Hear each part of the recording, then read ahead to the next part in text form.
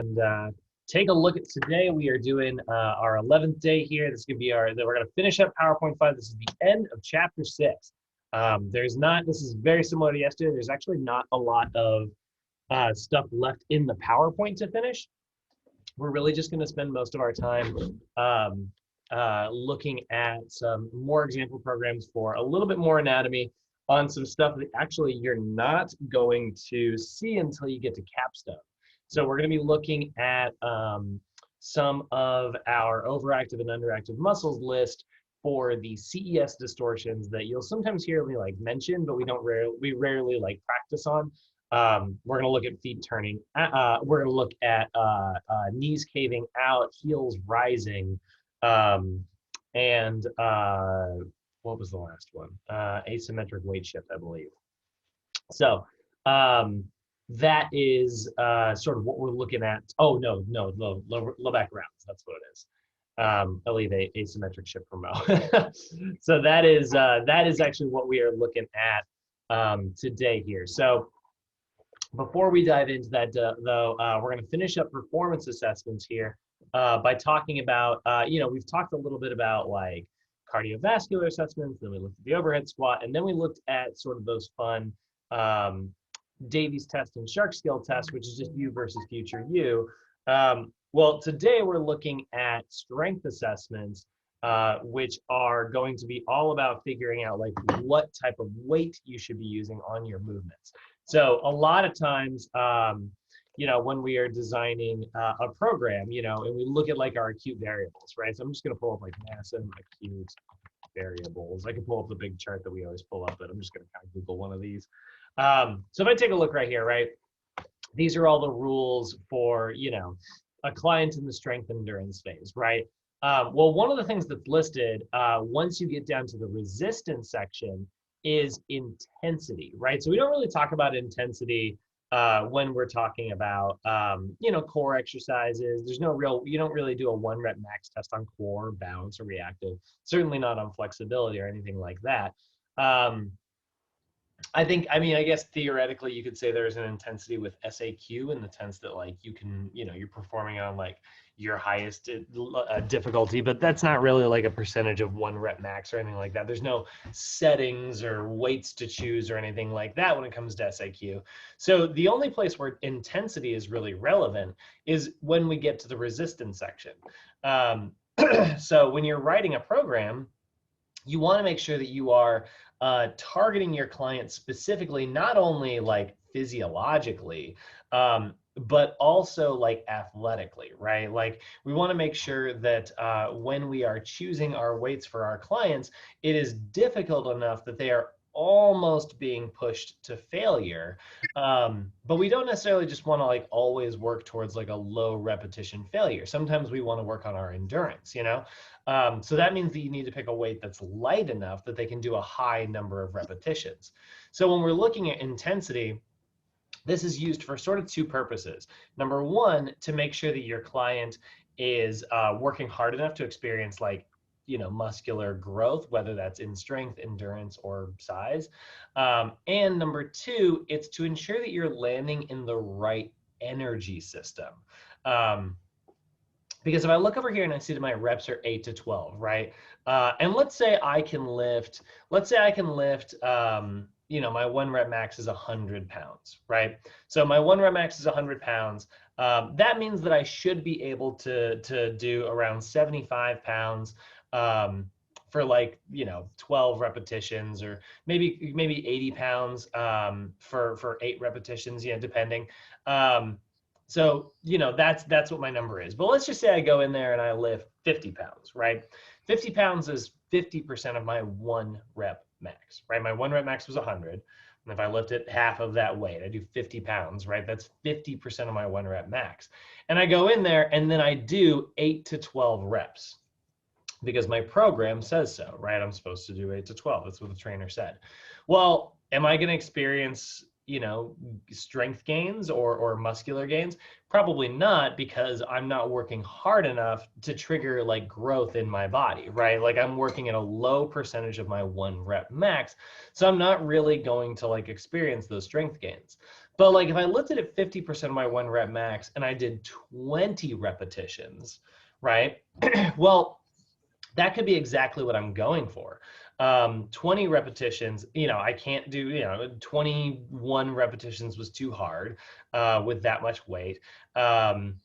And I'm focused on like building my endurance, right? So you'll notice that like your reps, your sets, and your intensity, all three of these things are all sort of tied together, right? One is going to affect the other one. If you're working on endurance, you don't want to lift at a high intensity. You want the exercise to be hard and you want to work near failure. That's true of any type of lifting. That's not what we mean. We almost have to retool our thinking on what the word intensity means. I've talked about this in program design classes before, but like, we want to get away from the idea that intense and hard are the same thing, because they're not. We want to separate the idea that intense and hard are similar. Hard is just difficult, right? It's something that makes you sweat and groan and moan, but intense is a percentage of your 1 repetition max. So when you think about like a marathon, for instance, right? A marathon, how many steps do you take in a marathon? Probably, tens of thousands, right? And so, when you're doing that, when you're taking that many steps, 1 step is not exactly the most difficult thing in the world, but tens of thousands of steps, that's pretty rough. But a marathon would not be considered intense. It would actually be considered a very low intensity activity. And it's low intense activity because the maximum effort associated, you're using a very, very, very small percentage of maximum effort for every single step. Now, a 100-meter dash, which is an event that's only a couple seconds long, right? 100-meter dash, that's an extremely intense event, right? And like you look at like someone at the end of a 100-meter dash and they're smiling and they're like, man, that was rough, right? And you look at someone at the end of a marathon, it looks like they're turning into a bowl of soup. Like you would think that the marathon would be more intense when you ask like a normal person. But again, we need to like remove that definition. Intense and hard are not the same thing. I would argue a marathon is harder than a 100-meter dash, but I would argue that a 100-meter dash is more intense than a marathon. And so that's what we mean when we say intense. Intense is your level of demand compared with your maximal effort.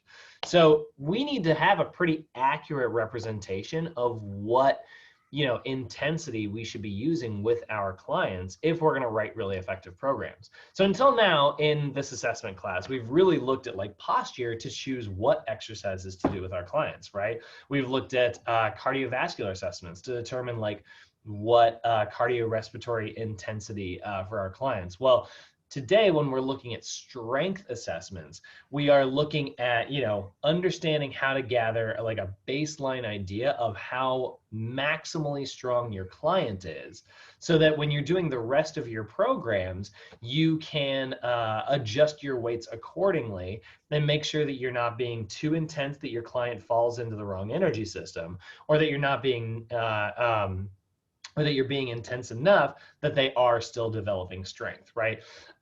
So that's why the 1 rep max assessments are really important here. So when you're doing this, we're gonna look at 2 major ones that are in your textbook. I do wanna make this clear. You can do a 1 rep max assessment literally with any exercise in the gym, but they're a very long process. Like it takes a while to do 1 rep max testing if you're doing it safely, because you're going to kind of move through those weights pretty slowly, giving your client plenty of rest to ensure that like you are sort of experiencing, to make sure they are experiencing like, again, high intensity every time. So like this is like a process that takes a pretty substantial amount of time. I rarely, in fact, pretty much never do 1 rep max testing with my clients on their actual fitness assessment. Like on the day of their actual fitness assessment, I don't really do this because it takes up so much time and you really only have an hour with someone, right? And a lot of, you probably won't do this with most clients in general, to be honest, unless you're training like athletes or, maximum strength clients. who are lifting at a high percentage of their 1 rep max, a lot of times you're not even going to do these assessments. Most of the time, instead, you will probably end up, putting them in like a stabilization exercise where, you're not doing like a 1 rep max test on a stability ball chest press. Again, theoretically, you could, but for the most part, a NASM is going to have you focus on 2 max strength assessments, right? We are going to look at they're going to call it the upper extremity strength assessment, which is, I don't know why they have to be all fancy about it. It's the bench press assessment. And then the other one is going to be the lower extremity strength assessment. Again, being very fancy about it, that's the barbell squat 1 rep max assessment. So both of these assessments are fitness assessments designed to assess upper body and lower body strength in order to help fitness professionals determine what poundage to give their clients, right? So if I want you to develop maximal strength, I know that I need you to lift at 85 to 100% of your 1 rep max. And if I know your 1 rep max is 100 pounds, I need you to lift between 85 and 100 pounds. If I want you to develop endurance, I'm going to have you lift between 50 to 70% of your 1 rep max. So that's going to be anywhere from 50 to 70 pounds for a repetition range of 12 to 20 reps. So that is what we're looking at in terms of these assessments here. So let's look at the bench press assessment, right? Or the upper extremity strength assessment, as I should say. And this is designed to assess the 1 repetition maximum for training intensity purposes. It is a very advanced assessment, right? These 1 rep max assessments are somewhat risky. They really should only be performed for, like I said, athletic populations, or, sometimes bodybuilders, are often like just, strength athletes. And so, not necessarily suitable for everybody. But what you're going to do is you're going to position your client on there. I'm actually just going to, this is all the instructions here, but I'm going to keep the picture up.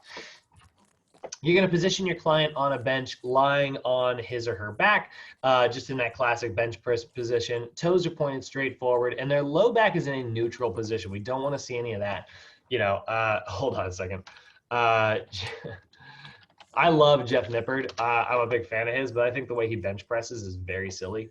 I mean, I'm giving this guy notes, and he's a friggin' very famous bodybuilder and very strong athlete. But you see this like crazy arch that he likes to do. It's not really what we're going for. There's a couple of reasons for this. Number one, it is putting stress on his core. You can see he's lifting with a lifting belt, which is definitely helping him. And number two, like when you do this, this changes the angle of like your scapula and everything. So like now you're using different fibers in your chest. If you are doing a lot of incline chest pressing, as well as like this style of bench pressing, I think that will actually end up filling in your gaps. This is a great way to kind of hit those low pec fibers and middle pec fibers without the top sort of taking over. So, you think about like bench pressing this way, it's like, okay, that's really good for filling in this bottom portion of my chest, but that means that I'm lacking that top part. Well, if you follow that up with something like a military press or, an incline chest press, now you've hit every part of your chest. So I'm not saying there's not value in this version of lifting. There is definitely value in it. But generally, this is not a traditional bench press form. So when we look at traditional bench press form, we want to have our spine in a neutral position. That's also going to ensure safety for two reasons. Number one, it's not hyperextending the spine or anything like that. And number two, there's more surface area contact with the bench, which makes it more stable, which makes it essentially more safe. So there's our neutral position, right? You're going to instruct your client to warm up with a light weight, about 8 to 10 repetitions. Generally, if you are doing this for the first time with a client, you're going to ask them like, what is a safe weight? And if they don't really have one, then I like to start with the bar and say like, how hard was that on a scale of 1 to 10? You usually hear like a 1 or a 2, right? And it's like, great. And then I'll usually throw maybe like 25s on there. Or if it's like somebody a little bit like who doesn't have quite so much strength, maybe just 10s. But we just throw a little bit of weight on there until we find sort of an 8 to 10 range. And you're going to give them about 1 minute of rest in between. Once you find that 8 to 10 range, they're like, yeah, that was pretty good. Like I could probably do 3 sets of 10 of that. You're like, perfect. give them that, again, give them another 1 minute of rest. And then what you're going to do is you're going to add 5 to 10% of the initial load. That's about 10 to 20 pounds on average. And you're going to have them perform somewhere between 3 and 5 reps. I usually just have them do 3. No reason to have them do like high repetitions every time. Not that, well, I say high repetition. 5 is really low repetitions, but I generally have my clients just do 3. And so what'll happen is like you'll have them do 3 repetitions, give them 2 minutes of rest, and then you repeat. You repeat over and over and over again until eventually you've added 10 to 20 pounds so many times that they go down and you've been doing 3 and they're like, okay, 1, oh no, 2. I'm not getting a 3rd one. Great, rack it, rest 2 more minutes. And then you add just maybe a little bit of weight on there and see if you can figure out like how to get them to like 1 pound. And that's a really effective way to do this. NASM actually doesn't take it all the way down to 1 pound. 1 rep. You'll see they really do only stop at the 3 to 5 repetition range because you can always do like a calculation.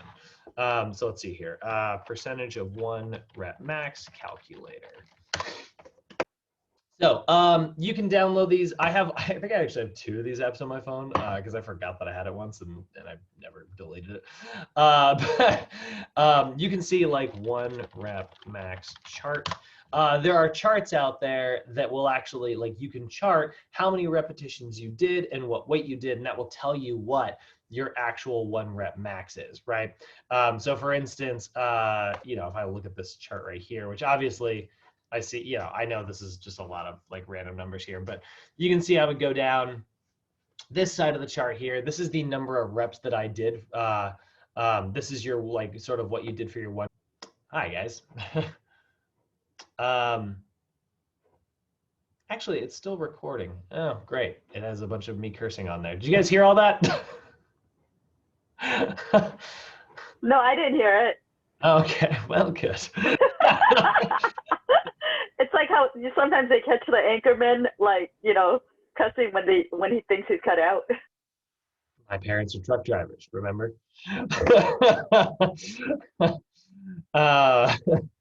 Not the cleanest mouth. All right. So we see here, you look at how many reps you did. So let's say you did, we said we're going to work between 3 to 5. So this chart's starting at 6 over here. But let's say you did, you lifted 110 pounds. If you can do that for 4 repetitions, right? That means that your 1 rep max is going to be much, much higher than that. Oh wait, I'm looking at this chart backwards. I always do that. Oh, it's so dumb. So let's say you lifted, you lifted 120 pounds for 4 repetitions, right? So you lifted, this is the number of pounds that you lifted. This is the number of reps you did. So if you did 120 pounds for 2 reps, your 1 rep max is 125. If you did 120 pounds for 3 reps, your 1 rep max is about 130. If you did it for 4 reps, it's about 135, right? So that's how you use this chart. You can go down and be like, okay, well, I did 195 pounds and I did 9 reps. 195 pounds for 9 reps means that your 1 rep max is like 245 pounds. Now, I do want to put like a grain of salt on this for everybody here. If you've ever used these charts before, if you've ever used these calculators before, you will know that they're not perfectly accurate. They get less accurate the higher up the rep scheme you go. So like if you had your client do like 15 reps of something, yeah, like there are charts that go out there all the way up to 15 reps and they can be used to calculate your 1 rep max. But because you're starting to get into like totally different energy systems by that point, they become less and less accurate. So these 1 rep max charts are much more accurate when you stay in that 3 to 5 repetition range, which is what NASM is sort of recommending. Now, like I said, you can also just download an app. You can get these apps on your phone. They're super helpful. So let's say you did 100 pounds and you did 1 rep. Well, shocker of the year, Your 1 rep max is 100 pounds, right? 95% of that 1 rep max is 95 pounds, 90% is 90. So there's, that's a nice little calculator. Let's say you did 135 pounds one time. Well, then your 1 rep max is going to be 135 pounds, which means that 95% of that's 128.3. You'll see like sometimes these are pretty, specific about their weights. So if I wanted my client to work at 85% of their 1 rep max and they lifted 135 pounds, I'd put about 115 pounds on that bar. And that's going to be perfect there, right? So that is sort of what we're looking at, and that should correspond with between 5 and 6 reps, depending on who you ask, right? This chart here is saying 6. So that's the other thing, is this chart goes in the other direction as well, right? Say you lifted 135 pounds once, and you wanted to know what your 12 rep max is. So you go down here and look at 12, and then there's like 70. So let's go over here. So we've been doing 1 rep now. Let's say you're sticking to the textbook, way to do this. You do 3 to 5 reps. You've been adding 10 to 20 pounds at a time. And your client did 195 pounds. And they did 3 reps and they're like, that's it, I'm tapped out, right? Okay, great. If they did 195 pounds for 3 reps, their 1 rep max is 206.5 pounds. So you can just call that 207. Call it 206.5. You want to be more specific about the math, go for it. So now you've got that number. You can write that down on their chart. You could also, if you are comfortable being like a spotter, you could tell them, okay, well, according to my calculator, if you really think that was about it, you should be able to do about a 206. Do you want to try 206 for 1? And you can try to do it with your client. If you're not comfortable doing that, you don't have to. But you would write down what their 1 rep max is. And now that you have it written down, when it comes to like choosing exercises, particularly in the strength level, you know what weight to give your client. So let's say you were writing a program, right? And I'm just going to kind of pull up, let's see here. I'll pull up a blank OPT template. I'm going to kind of make this up here real quick. Let's say I've got like, here's my resistance section here. And yeah, what's up? What if they do like 2 reps and then on that 3rd rep they're altering? Their form is really bad? Is that what you mean? Yeah, if that's the case, then that does not count. These are only like, that's a good point. These are only like, these are only counting, we're only counting reps with good form. If they don't have good form, they didn't do the movement, right? Because it's like, if I did a push-up where I'm like arching like this and I kind of roll up, did I really do a push-up? Not really. I did something that looks somewhat similar to a push-up, right? But yeah, good question. So let's say you are working with a client, you're doing like, let's say you're doing like a maximum strength client, right? You're trying to really break all their 1 rep maxes. You're really focused on like power lifting here, right? Well, week 1, we'll just say, we're going to use the bench press for all examples here.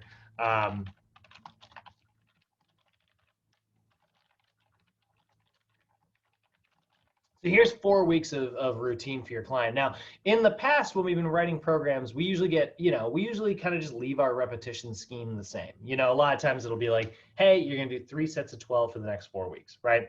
And that's totally fine. Like, that's actually great. But if you are like getting into like a powerlifting situation, a lot of times you really are working towards like maximal intensity. So you might start with something that looks like this. Like your first week might be something like 5 repetitions. Second week is maybe also 5 repetitions. Third week, you might drop it all the way down to 3 repetitions. And then on that 4th week, you really are working to like break out that new 1 rep max. So you're doing like 1 repetition maybe. And so maybe this is like 3 sets here, 3 sets here, 5 sets here, and then 6 sets of 1 down at the bottom, right? Meanwhile, all your other acute variables would be exactly the same, right? XXX on all the tempos. And then you would be taking maximal rest here, 3 minutes, 3 minutes. I'd probably take even more here, maybe go 4 minutes, and then take all the way down here. I'd take like 5 minutes between sets because we really want our clients like really relaxing here. I know that this looks like a very boring routine. Honestly, this is like one of my least favorite styles of routine, but that is what it's all about when it comes to maximum strength lifting. you rest more than you lift because the intensity is so high. So this is probably around 85% of your 1 rep max, right? This is around 85% of your 1 rep max. Oh my God. This is around 90% of your 1 rep max, or well, yeah, it's about 90. And then this here is meant to be like 100% of your 1 rep max. And, you know, sets 1 and 2, you're probably leaving. Like if you knew that your client, let's say your client lifted 195 pounds 3 times, right? Their 1 rep max is 206.5, right? So we would say, if I were looking at this and I were writing this down, right? So 206.5 times 0.85, so that's 85%. That's going to be 175.5 pounds. We're going to leave that 175 because we don't have 0.5 pound plates. So we can say like that's around about 175 pounds, right? And then maybe we do that again for the next week. Now, because this is a max strength routine, this is, you know, we're in an assessments class right now, so I'm not going to spend too much time talking about this, but you know, obviously your goal is to gain strength here, and these calculators aren't always perfect. You know, your client's going to have a good day, they're going to have a bad day. You know, maybe they had an extra shot of coffee in the morning, you know. That cute barista snuck an extra shot of espresso in there that they didn't know about, and they go into the gym and like, I feel way better today. You know, like if something like that happens, you know, on that last, you know, they do set 1 at 175 pounds. They do set 2 at 175 pounds. There's no reason on set 3 you can't be like, you know, they're like, I'm feeling good. And you're like, yeah, you feeling good? And they're like, I'm feeling really good. It's like, all right, well, why don't we try 180? Let's try 185, you know, and see if we can still get 5. And you can write down like, okay, they only got 4 reps or something. But like that can inform like your decisions for the rest of your routine, you know, but in a perfectly textbook, you know, not human, you know, theoretical example here. Yeah, you would do about 175 pounds the first week and the second week. Third week, you're going to go to 90% of that, right? So we said that was 206.5. We'll go times 0.9. That's going to be 185.85 pounds. So again, we'll round that to 180. So we'll do about 185 pounds. Right? And then that last week, it's like, all right, let's see if we can do that 206, which we wouldn't be able to do. So we'll do 205.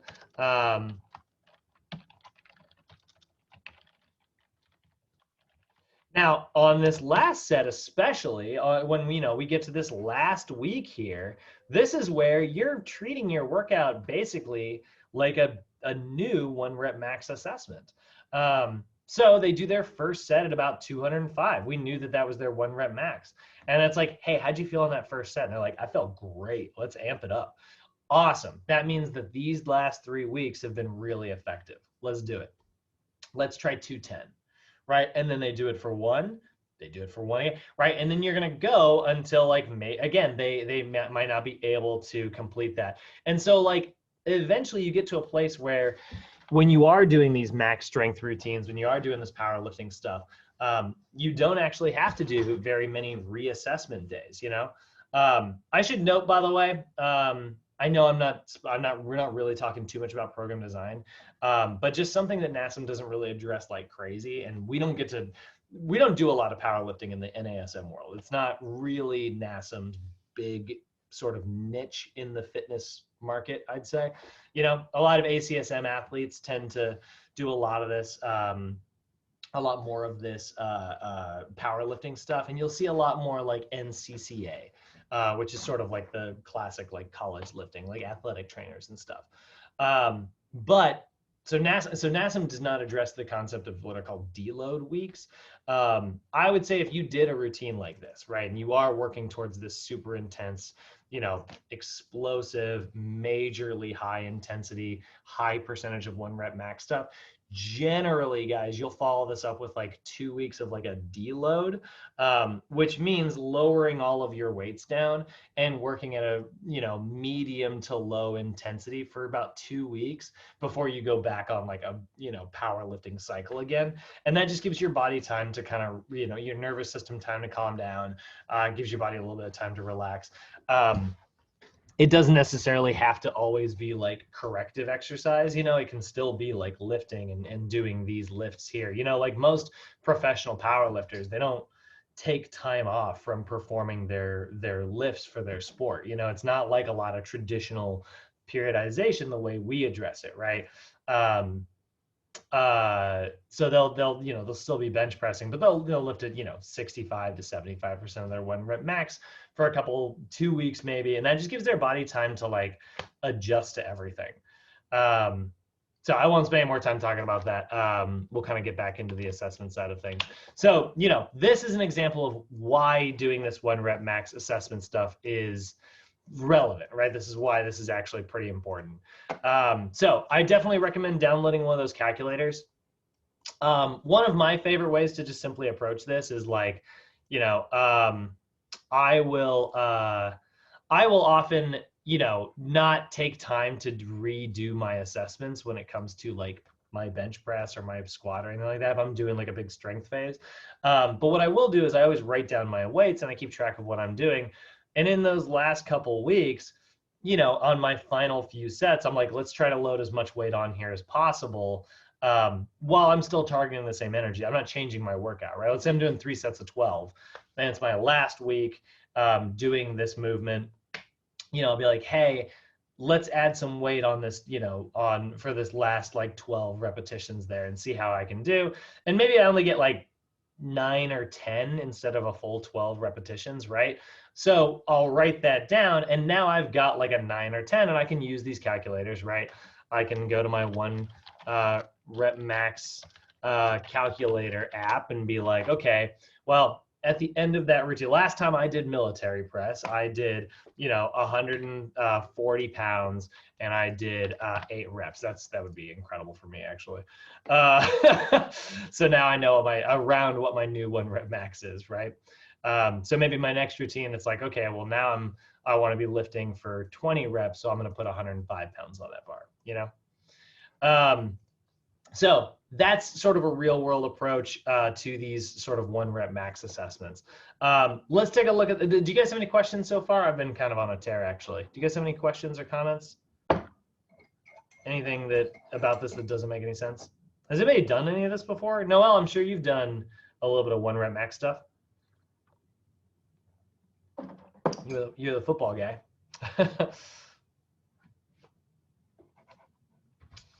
No, nobody?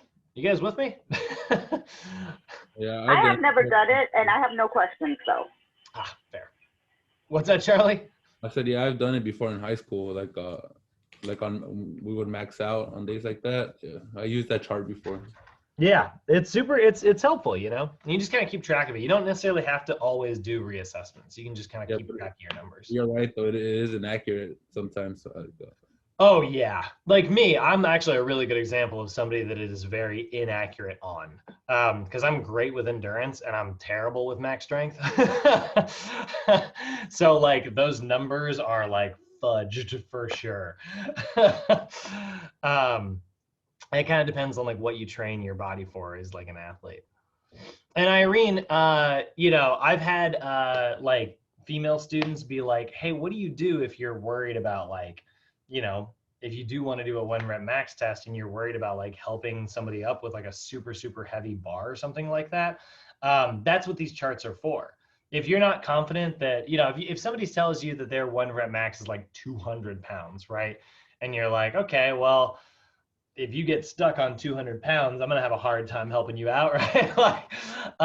Well, that's okay. You can have them lift at a lower percentage and use that chart. You can always use that conversion chart.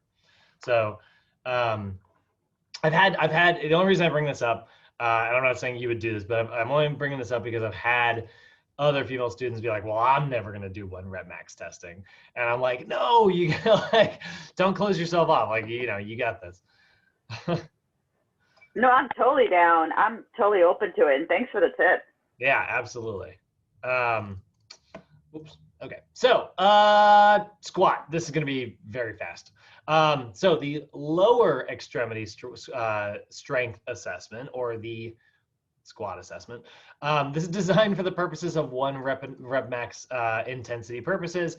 Again, advanced assessment, not suitable for every client. So you're going to position a client standing with a bar on his or her back, feet shoulder width apart, toes pointed straight forward in line with the toes. Now, here's what I'll say. NASM is a very big proponent of just like straightforward posture here. I am not against like a little foot turn out action, as long as it's not like crazy intense. Because what that can do, depending on how your, hip socket is shaped, some people are going to find that like a slight foot turnout and a slight knees going away from you, it's sort of like a 30-degree angle, is optimal for like barbell squatting. So barbell squatting, feet turn out, of course, yeah, there he is, Aaron Horseshoe. This is the guy, man. This is the, he's the king. So you can see here, right, obviously he's got just a slight foot turn out. It's not crazy intense or anything, but his knees are tracking perfectly over his toes, like he's turning his feet out, but his knees are not coming forward. They're going at the same angle there. That's a really good squat form. And then obviously like his chest is nice and upright as well. If you guys get if you want to get into like learning a little bit more about like barbell work, I really do recommend this guy's channel, Squat University. He is, I don't know, he's like Brent Brookbush is like my favorite dude on YouTube, but he's definitely a close second. In fact, I probably do watch more of his videos because they're shorter. So that's sort of your traditional barbell squat, right? They're going to say toes pointed forward. So if you do see like questions like that on your test, just remember that's NASM's approach. They are all about like that foot straight technique. So don't let it throw you off if you're like, this assessment is designed to assess lower extremity strength and it involves standing with a bar on your back, toes pointed straight ahead. I don't want anybody to run in this mode like, well, you don't actually do it with your toes straight ahead. So clearly, and then all of a sudden you miss your question, don't do that. And then you're going to have them perform 3 to 5 reps with perfect form, right? Or with perfect something, with perfect form, right? And then it's the same thing here. You're just adding 5 to 10% of the initial load, but these are the legs we're talking about. So that 5 to 10% is probably 20 to 40 pounds now, rather than 10 to 20 pounds. So we are going to see a slight difference there, but it's still 5 to 10% of the initial load. And then they're going to rest 2 minutes, and you're going to use the chart. So those are the only 2 strength assessments that NASM has, right? They've got the upper body and the lower body, and that's going to be split into your bench press / your barbell squat. Now you can abso-freaking-lutely do this with a deadlift. You would follow similar protocols. You would do that 20 to 40 pounds. You can do this with a bent over row. You could even do this with things like weighted pull-ups if you're a crazy person. You could do this with a military press. You can do this with any exercise you want in the gym. It's just important to make sure that you're increasing by like a safe amount every time, and that you're keeping your clients safe. You're not letting them compromise their form. We've all done that military press where we're like arching back, and it's like, no, that's not what we're looking for, right? Because compromising your form means, again, the way I always describe it, it's like, oh, cool, you did something similar to a barbell squat, right? Like that was almost exercise. This is why I'm so harsh about about like people who cheat in, like sports and stuff. Like my friends were like, I was like, Houston Astros, they don't get to play baseball anymore ever again. And they're like, oh, that's harsh. Just ban them for a couple games. And I'm like, what are you talking about? They wanted to play something that's not baseball. Let them go play that sport. You come here, you play the game the way it's designed. That's good form. So you can see how strict I am about silly sports stuff. All right. Questions, comments, concerns on the strength assessments before we sort of pivot and move back into the overhead squat for the last time today. Thumbs up. Cool. All right, so we're gonna look at three more movement compensations. Oh my God, there's thumbs everywhere. We're gonna look at three movement compensations today that are present in your corrective exercise textbook. So these are muscles that you've seen before. They're just sort of on a list together in ways that we haven't seen before. So these are going to be, and I'm actually going to have to pull pictures up off the internet here because I don't have a PowerPoint to correspond with this. So this is what we're looking at, like NASM foot flattens, right? So if we're looking at like our clients who have like that pronation distortion syndrome, when you do the overhead squat in the regular textbook, right, we do an anterior view and we do a lateral view, right? We look from the front, we look from the side. But if you have a client and you are like doing a full corrective breakdown, you're also going to do a posterior view, which means you're going to come around to the backside, and really the only thing you're looking at is the heels. You're really only going to look, well, that's not true. You're going to look at the lumbopelvic hip complex too, but you're going to look at the foot and ankle complex, and you're going to look at the lumbopelvic hip complex. Now, when I'm looking from the back, I'm not looking for arching, I'm not looking for rounding or anything like that. I'm looking for two things. I'm looking to see, does my client experience feet flattening? And you will often be able to recognize foot pronation very easily from the back because their Achilles tendon, which normally sits nice and upright, right?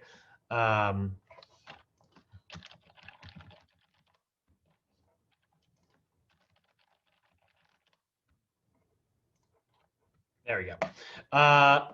So you can see here, oh, this is great. You can actually kind of see both of them. So you can see here, right? Like this is a foot flattening situation because you can actually see from the back this pronating, right? And so you can see like neutral should be 90 degrees. Supinated is actually where you'll see somebody on the outside ridge of their foot, or the more common one, which is pronated, where they're sort of flattening the inside of their foot downwards, right? So that is that overpronation. We can see that really easily from the back, right? So we're looking at foot pronation, or we're also going to look to see, do the heels come up off the floor? Now it's kind of hard to see in this picture here, but do they have like a heels rise situation, right? Are their heels popping up off the ground? And then lastly, and this is not one that we're going to go over today, but are they asymmetrically shifting? Are they squatting into one side? It's not that you couldn't see any of these things from the front. It's just that you can definitely see them from behind. So that it's much easier to spot. Oh, actually, there we go too, by the way. You can kind of see, you know, an overly pronated foot versus neutral, and then like sort of what that looks like in terms of from the, you know, supination is where somebody has an elevate, like too much arch, you know, they're inverting their feet. Pronation is where they are everting their feet. They've got too much contact with the foot. Whereas neutral sort of puts us with, you know, a little gap right here, but for the most part, that's three major points of contact: the heel, on the lateral, and on the medial side.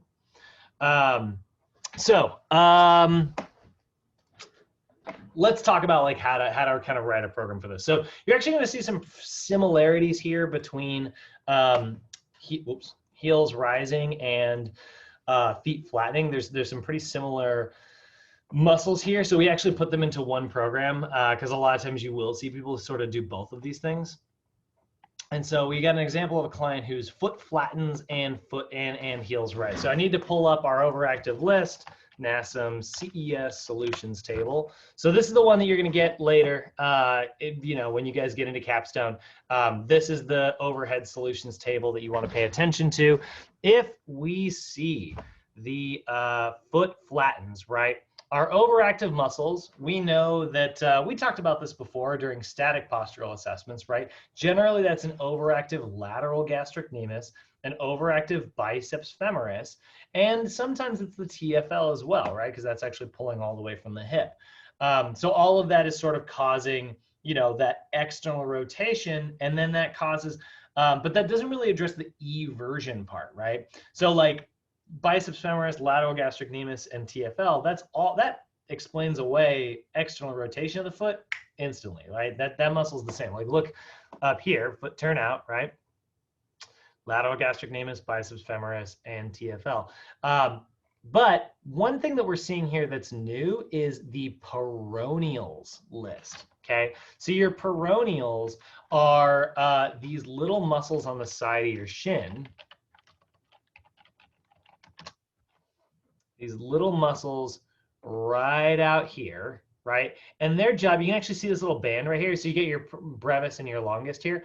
Longest is long, brevis is short. So you can see like, you know, the longest is running all the way down and attaches to the top of the foot.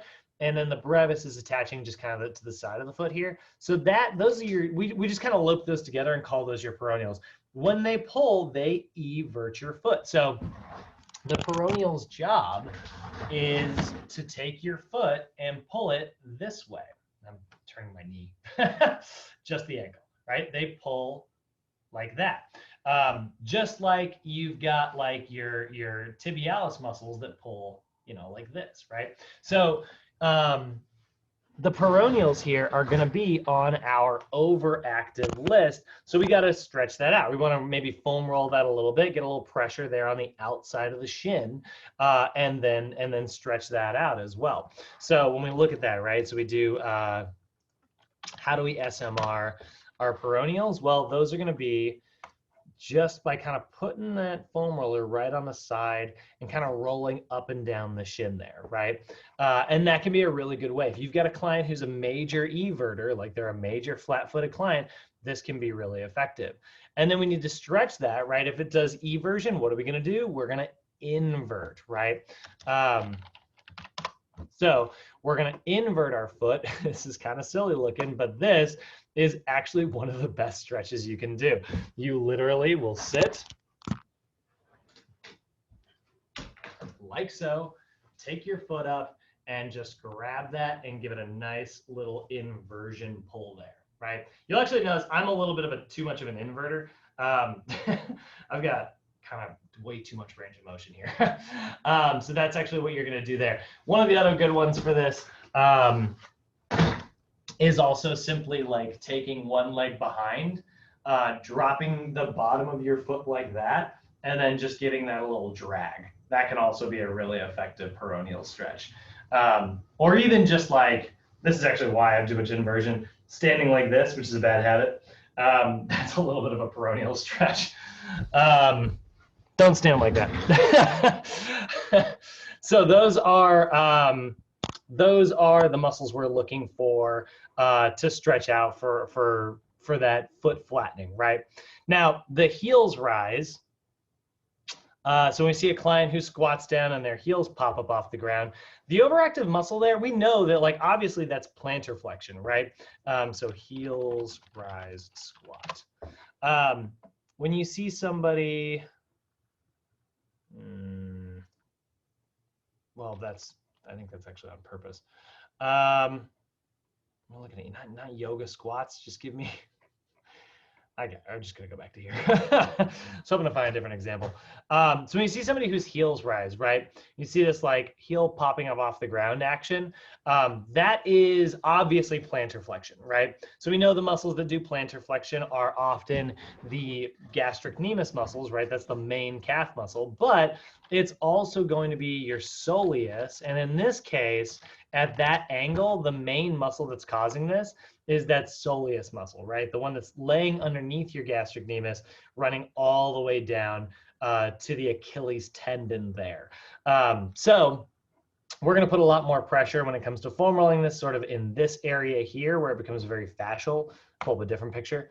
You can see, right, all this like fascia right in here. We're going to spend most of our time trying to bust this up. Maybe even working a little bit on the Achilles tendon, although I don't recommend like doing that unless you are working with like a, unless you're like a massage therapist, just because this can get really tender and inflamed, and that's not going to help anybody. So we're going to work on stretching out that soleus, right? And that is that calf muscle that we get a little bit of a deeper stretch in whenever we have a bent knee position. You can actually kind of see they're doing it here. By bending your knee, that stretches out, or that deactivates your hamstrings, because your hamstrings go into a shortened position, which means they're no longer pulling on your gastrocnemius muscles. And when your hamstrings aren't pulling on your gastrocnemius, your soleus then has to make up for that stretch. And that's why I like you know, in a traditional sort of calf stretch, when it's the upper part of our calf, we do a locked leg. And when we want to do our soleus, we just bend that knee forward. So that bending of the knee is what's going to stretch out the lower portion of our calf there and get into that soleus.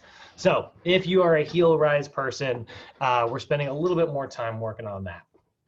So here's a program that we put together. Oh, wait, nope. So then we got our underactive muscles, right? We're going to switch to the opposite side of the joint for pretty much every one of these, actually. That's what's kind of nice about the calves, actually. It's not as much like a synergist situation, so it's usually just like the side of the joint. There's your underactive. So what's the opposite of your peroneals? Your anterior and posterior tibialis. What's the opposite of your gastrocnemius, your calf muscles? Your anterior and posterior tibialis, right? Both of these tibialis muscles are going to be underactive, right? So we're going to focus a lot on pulling those toes back towards us, right? We're going to do a lot of tibialis activations, which is where we do that classic, like, a little bit of a resisted dorsiflexion, right? Not this direction. That would actually be, if she had a resistance like that, that's her strengthening her calf, right? So that's not what we want. But we have this version here where now it's pulling their toe away. So they're resisting by pulling in this direction. So that's that resisted dorsiflexion. That's going to be a great way to turn on the anterior tibialis. Now your posterior tibialis does inversion. So that one we're actually going to have to put the band at the side. So posterior tibialis. So you can see here, she's going to kind of scoop. Now the band is pulling from the outside. She's sort of scooping her ankle inward, right? So that's how we turn on our posterior tibialis. So anterior tibialis, you're going to pull your toe straight back. Posterior tibialis, you're going to pull it into that inversion movement, because inversion is, again, the opposite of eversion. Then we see opposite of our opposite of our TFL. That's going to be your gluteus medius. So we're actually going to focus on, oh, wait, hold on. I skipped one. We're also going to strengthen a little bit of the calves here, which sometimes surprises people. But remember, this is your medial gastrocnemius, not your lateral gastrocnemius. So again, this is somebody whose feet are trying to externally rotate in a way, right? So we're trying to get them to pull back to the middle line. So if we are going to do calf raises, we are going to do them in a position with our toes slightly pointed inward, where we are able to kind of press and get that middle part of the calf going, right? Not the lateral part.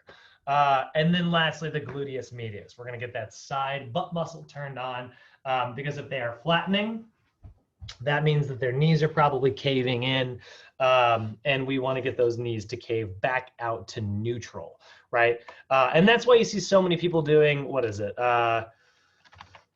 Squat with band on knees. You see people do this constantly, where they do this like squatting motion where they are, you know, putting a resistance band around their knees and they're pushing their knees out.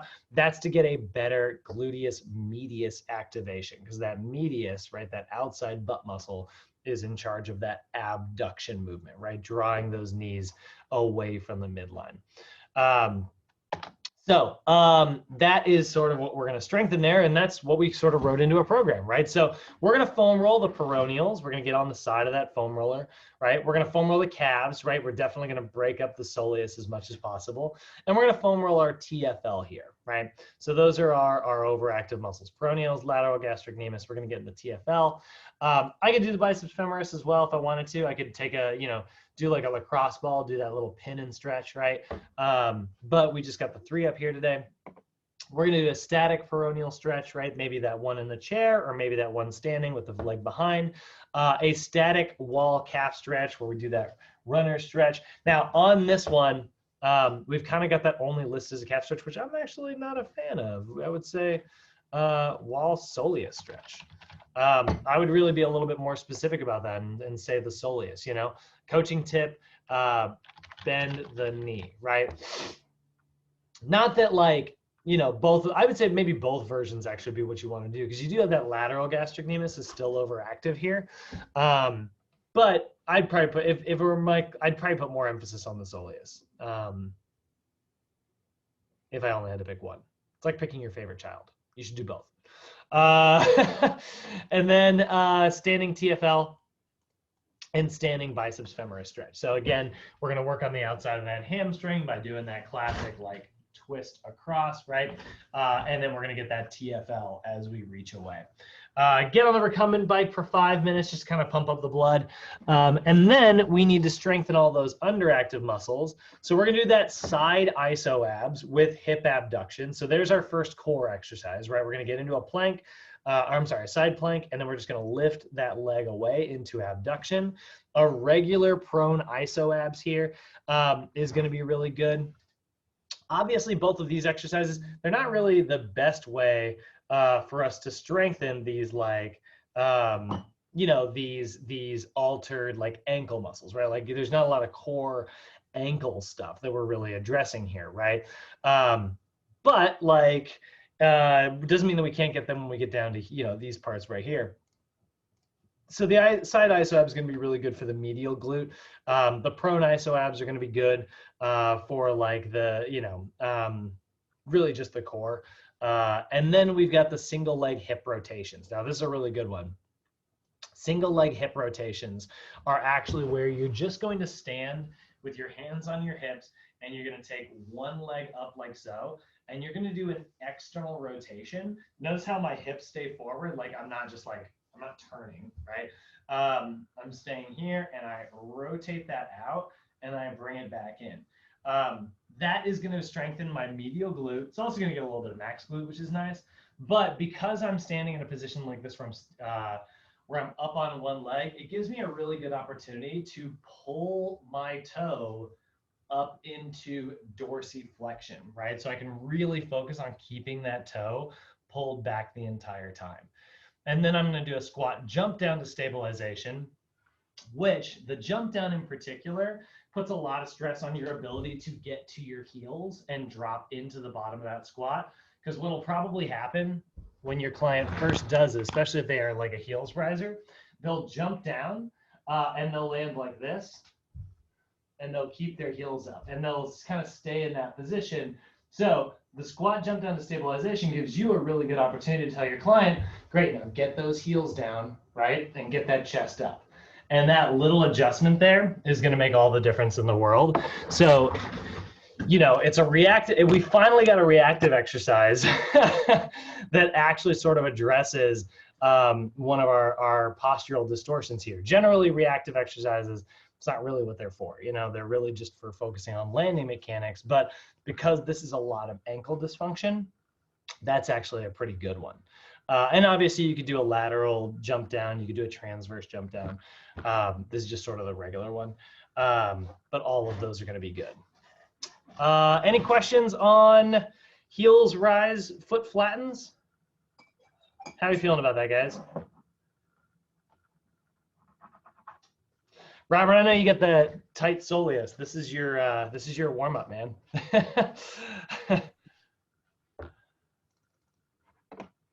All right. Okay, so now we're gonna look at our super rare one. This is not very common. But we're gonna look at knees caving out. So knees caving out, if you look at it, yeah, we're barely finding one example out here. We're gonna see it look just like, oh, I grabbed it again, twist today. It's gonna look just like this, right? So this is somebody whose feet are actually kind of staying in a neutral position, but what'll happen, I say neutral, what'll happen is their feet will invert. You'll see someone squat in like inversion and they'll go into this bow-legged posture. So they'll squat kind of like this, right? Where ankle will do this. My toes may be pointing forward, but I'm kind of going, all my weight's on that inverted part. It's like all on that outside ridge rather than being nice and like level. And you'll see that kind of happens naturally. You can't really be bow-legged without just like a little bit of ankle buckling there. So it sort of just looks like somebody has been like riding a horse for 40 years, So This is the only time on our list, by the way, we are actually going to see the glutes show up as the bad guys. You know, it's the only time we see those muscles be on our overactive list. It's like, you did it. You got overactive glutes somehow. So knees cave outwards, right? Our overactive muscles here are going to be our gluteus minimus and our gluteus medius. So if you look at your gluteus minimus, it's this little tiny muscle that actually kind of lays along the ridge here and ties to the outside. So it's underneath your other glute muscles, right? Actually, that's a better picture right there. You can kind of see like there's your maximal glute, right? And then your medius is sort of laying on the outside ridge. Well, underneath that is your minimus. And it actually eventually becomes tied to your TFL muscle. It shares fascia with that.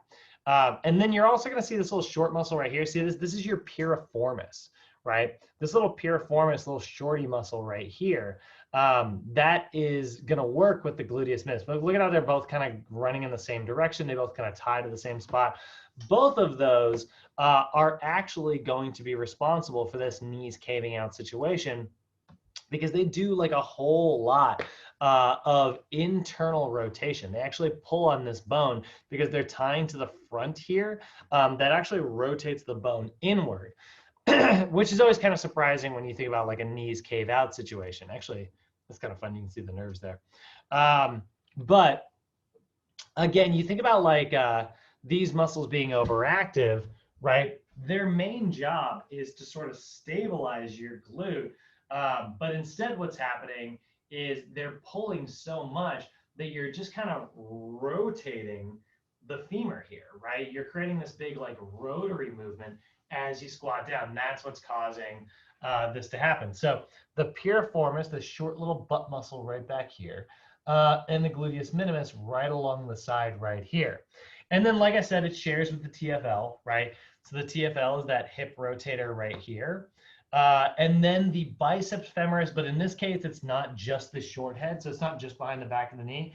It's just the lateral part of the hamstring there.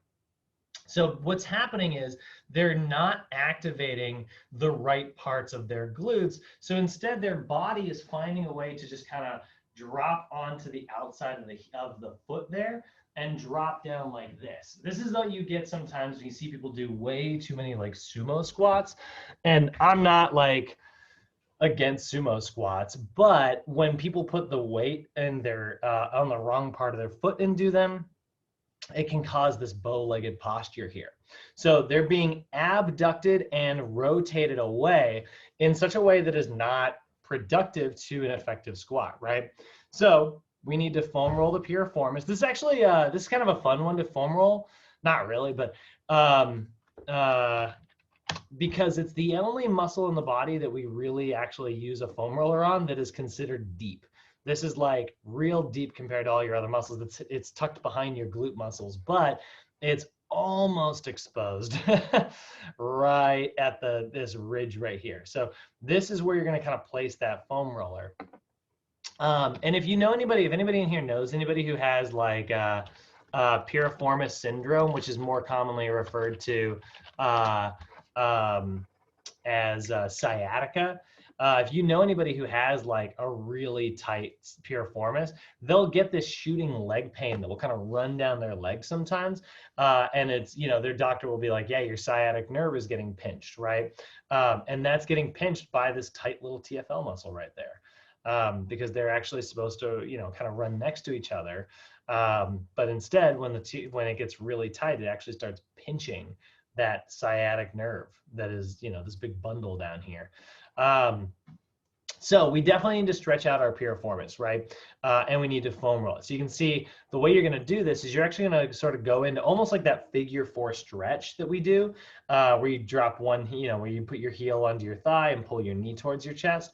But you're going to have that foam roller up under, and that's going to expose that sacrum to a little bit of piriformis pressure there. Biceps femoris, that is going to be that lateral part of the hamstring. It's the entire one, right? Like I said. So we do like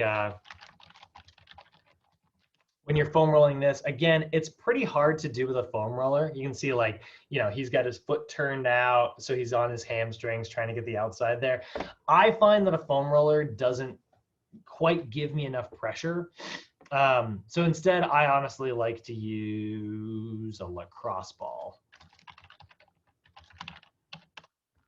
So when I'm doing this, what I'll do is, you put that lacrosse ball up underneath your thigh, and then you can kind of, stretch the leg out and bring it back and forth and sort of work through that range of motion.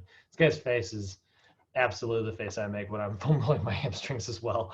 And I've seen, actually, there's Brent Brookbush. Yeah, there's a really good one. He's using a much larger, this would have less surface area, so this would be a little gentler than a lacrosse ball. If you're like, you want to be sort of somewhere in the in-between. Because I find that like a foam roller is not enough, but sometimes a lacrosse ball's too much. If you have one of these, that would be sort of a healthy middle.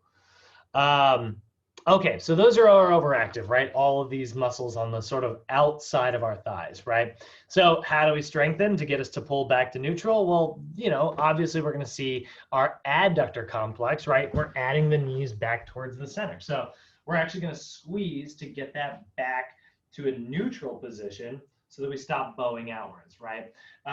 Then we're also going to see the medial hamstring here. This is often caused by a lot of hamstring weakness, particularly on the inside part of the hamstring. So that would involve doing things like hamstring curls, right? But you really want to put a lot of special emphasis on almost internally rotating the foot just ever so slightly, so that you're definitely using that medial part of the hamstring, right? So, or like floor bridges would be a really great one here.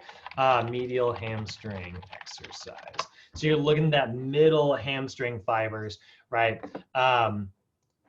This is going to be kind of a classic one here. This is funny. You don't have to do this where you're using a resistance band. Use a cable machine. But you can tell they don't have one in the video. But she's really focusing on, keeping that in alignment and like pulling towards the center rather than letting herself pull like towards the outside there, which would really only strengthen. And she's pointing her toes straight down as well. That would strengthen that biceps femoris, which is, exactly the part of the hamstring we're not aiming for. So floor bridges are good here as well, because you can see, like, again, toes forward in a neutral position. Do not let, if your client is, there's another cable one. If you're trying to strengthen your medial hamstring, do not let your client turn their feet out. That is only going to go into that biceps femoris. And then lastly, the gluteus maximus, right? They are not using the right part of their glute to do this squat. That's why it is caving out so badly, right? So our best exercises for this are going to be things like squats, where we're actually doing some adduction, or maybe floor bridges where we're doing some adduction movements, right? We're squeezing those thighs inward to activate things. So we're going to foam roll the piriformis, hamstrings, TFL, and then we're actually going to get into do a little bit of a glute mash there. Generally, when you're doing your glutes, when it comes to foam rolling, this is one of those areas that I tell my clients like not to spend too much time sitting around on. I like to kind of just do a general, like I call it a glute mash, and it's where you kind of just roll around a little bit and kind of just promote some blood flow to the area. Because again, we're not trying to turn our glutes off with foam rolling, right? We're just trying to maybe promote some blood flow and some healing. And I'm going to stay on the outside part where I can kind of like, get into that medius, which is underneath, I'm sorry, get into the minimus, which is, underneath the medius. So it's pretty hard to get exposed. That's why you're generally just going to kind of roll around. It's good to just kind of get blood into the area. Then we're going to do a static piriformis stretch. So your piriformis stretch is going to look like this. This is kind of a fun one. Oops.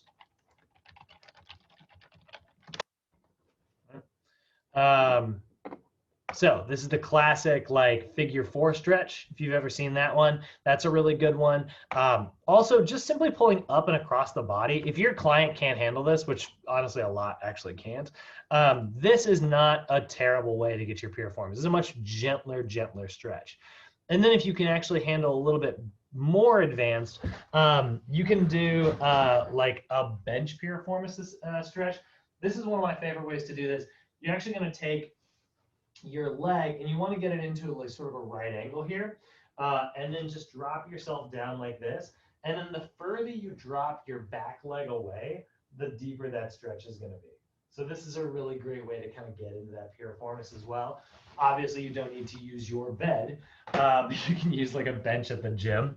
And that's a really great way to get into that.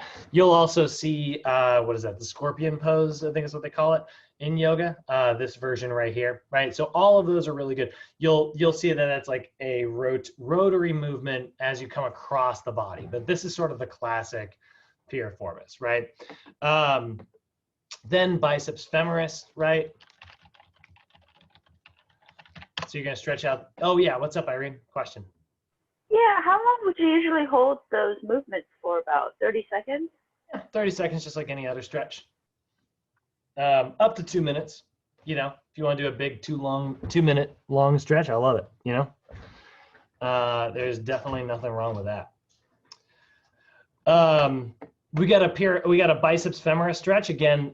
This is going to be a slightly modified version. This is the supine biceps femoris stretch where you lay on your back. Notice how she's turning her foot. She's slightly doing some internal hip rotation, and then she's bringing it across her body, right? So that way she's getting the outside part of the hamstring. If she were to bring her leg this way, that would get the inside part of the hamstring, right? So that's that biceps femoris stretch that we like so much. Big fan of that one as well. And then there is the static standing TFL. We've been over that one plenty of times. And then there's the hug the knee stretch. So this is actually a gluteus minimus stretch. And you're literally just gonna pull your knees straight in. You'll get actually a little hamstring in there as well. But you know, that classic, just like pulling in, getting a little bit of a glute stretch there. You could also do this from a seated position where you cross over, although be cautious with this one, guys. This sometimes gets your glute max stretched out, which is like, hey, don't ever stretch it. You know, we want that muscle turned on. I mean, you can stretch your glute max after you're done working it out at the gym. That's okay. But like as a cool down, but don't do it before you start working out. We don't want the glute max turned off. So I don't hate this stretch, but I definitely prefer just a classic like knee hug. It's a great way to kind of get into that minimus glute. Throw them on the spin bike for 5 minutes, get the blood pumping, and then you're gonna notice we got a whole bunch of adduction movements here, right? So a floor bridge with adduction. We use a Pilates ball or maybe a Pilates ring. And so you're gonna do that floor bridge like we've done in the past to get the glutes turned on, but you're also gonna squeeze those thighs together. So, you know, when you see like a lot,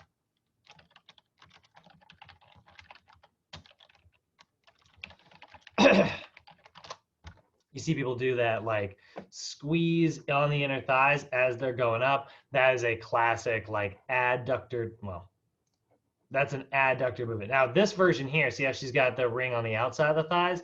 That's an abductor movement. If your knees caved in, this one's great. If your knees cave out, we're gonna go for this one right here. So she's bridging while she's also doing a little bit of adduction. That's hilarious. Somebody's saying don't do this. I'm sure that it's because they're talking about how like, look, not that many people's knees cave out. Then a ball bridge, similar concept, only this one's gonna be a little bit more for the hamstrings. So when we look at the ball bridge, you know, that's going to put us into a little bit more of like a hip, not this version. This is actually a ball hip thrust. But this right here, that ball bridge, that's going to put a little more hamstring work. So again, make sure the toes are pointing forward and that can strengthen that medial hamstring, right? This is exactly what you do not want to do. This is perfect bad form right here. This is exactly what I'm always harping on. The feet turning out, the feet inverting, inverting. That right there is all biceps femoris short head work. Do not let your feet turn that way when you're doing that bridge. Keep the toes pointing straight forward, maybe even slightly inward. And then we did for our single leg, we did a single leg throw and catch. This is another example where like a balance exercise, we're not going to focus on like abduction movements here. It's actually not good for a client with knees caving out. So in this case, we decided to do our balance exercise where they're just going to stand on one leg and we're going to do a throw and catch. So we're going to toss a medicine ball, we're going to catch it, we're going to toss it, we're going to catch it. And we're just focusing on maybe squeezing our gluteus maximus, driving that heel into the floor. We're not focusing on that caving out motion like we normally would. And then a classic squat jump to stabilization. Again, that's another opportunity for us to just get a reactive exercise in there and keep that body in alignment. So that's kind of a weird one. I love knees cave out. That's the weirdest programs you'll write. And honestly, I've had to do knees cave out. I don't know. 10 is a lot. I think I'm overestimating. If I said 10 times, I'm probably lying. Probably 5 to 6 clients ever where it's just like, oh, fair enough. Do you guys have any questions about that one?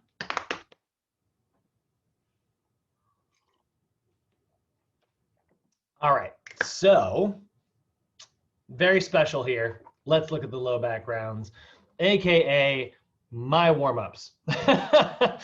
So this is my postural distortion that I freaking struggle with like crazy. This is old man butt. There's an old Jeff Foxworthy joke. It's where it's like a frog stood up and put on a pair of pants. The no butt posture. Posterior pelvic tilt. So this is where you're actually going to see sort of they sometimes call it a flat spine posture, although you will also sometimes see this, which is a sway back posture as well. Both of those are posterior pelvic tilts. Also, sometimes you will see an inadequate forward lean on a squat. So sometimes you'll also see it in this version where she's got her heels popping up because this girl, I've actually watched this video. This is a Brent Brookbush video. He's giving her the low back rounds here, but he's also giving her the inadequate forward lean. But this girl doesn't have an inadequate forward lean. And so like he had to pop her heels up to make it happen. So what sometimes you'll see is also people who will squat and it kind of looks like this, where, they'll be on a barbell squat and it's just like a no butt situation, knees driving forward like crazy. All of those are actually flat spine examples, or at least very similar to each other. So when you got a low back rounding situation, you have that posterior pelvic tilt, anterior versus posterior tilt. I want to find this one picture. There it is. I love this freaking picture. This is exactly what's happening. So in an anterior tilt, we know that it's the hip flexors pulling down and the erector spinae pulling up. That is deactivating the abs and deactivating the glutes / hamstrings here, right? In a posterior pelvic tilt, it's exactly the opposite. The hamstrings are pulling down. Now you'll see the glutes on this list and people will be like, oh, it's overactive glutes. It's not. Nobody's got overactive glutes, man. I mean, theoretically, yes, they're on the back there, but like that, the problem is the hamstrings, trust me. And so the hamstrings are pulling down in the back, that pulls the pelvis this way. The abdominals are actually pulling up in the front, so that's also pulling this way. That's causing that posterior rotation. The erector spinae is not doing enough work. That is now underactive. And the hip flexors are also on that underactive list. So we're seeing underactivity here and here, and we're seeing overactivity here and here. It is the exact reverse of our normal lower cross syndrome. So overactive list, you're actually going to see, here's low back arch right here versus like low back rounds. You'll see these are pretty similarly like backwards, right? This list here looks kind of like this list, and this list kind of looks like this list a little. You'll see some where that's going to break in just a second. So the hamstrings are overactive, and I love that they're just like hamstrings, right? Like biceps femoris short head, biceps femoris long head, semimembranous, all of it, all the hamstrings. If you can do hamstring stretches, do them, all of them. And then you're going to see an adductor muscle here. I don't like the way NASM lists this out. It says adductor magnus fibers. But if for those of you, and Charlie, I know you haven't been through this. Noel, I don't think you've been through this either. The adductor magnus has anterior and posterior fibers. The anterior fibers do hip flexion. The posterior fibers do hip extension. This is the adductor magnus posterior fibers. So that means that you can stretch this by pulling in, if I wanted to stretch my adductor magnus anterior fibers, right, I would do that classic adductor stretch where I take my leg like this and then I lunge away, right? That is pulling my leg backwards, so I'm going into extension. So that's going to stretch the ones that do flexion, right? These adductor magnus fibers are the ones that pull into extension. So I actually need to stretch this adductor by doing this kind of weird, funky looking stretch here, where I take my leg up like this, right? I'm going to elevate it. I'm going to try and show this to you from the front here. So I'm going to elevate it like this, right? That is pulling me into hip flexion rather than hip extension. And then what I'm going to do is I'm actually going to lunge down like this, and I'm going to drive my knee out like that. And that's going to give me this stretch right in the short little groin muscle right here. Oh my God, I hate it. And that is going to be your adductor magnus posterior fibers. So very, very different adductor stretches for clients whose knees cave in and for clients whose low back rounds. Those are two totally different adductor things. We are going to stretch our rectus abdominis. So that is going to be things like cobra stretches, right? One of my favorites is actually a sphinx stretch, which is a cobra, but with your elbows down, and then you pull your elbows back. I find that gets a little bit deeper, like up top. But that cobra stretch, right? Pulling into that spinal extension, stretching out those spinal flexors, right? And external obliques as well. So sometimes that involves, I'll do like a cobra where I'll shift my hands to the side and I'll rotate slightly. Both of those are really good. Or even just like a classic like spinal twist where you twist to the side and get those obliques stretched that way. Both of those are really good. So we need to stretch the hamstrings, the adductors, which are, and by the way, the adductor magnus, there's a nickname in the kinesiology world. Sometimes people will call it the third hamstring muscle because it is located on the back of the thigh. So the adductor is also right in that area of hamstrings, right? And then rectus abdominis, right? So stretch out the abs, stretch out the hamstrings. That's, at the end of the day, that's what you're going for here. Now, here's where these muscles actually look similar. The underactive muscles list.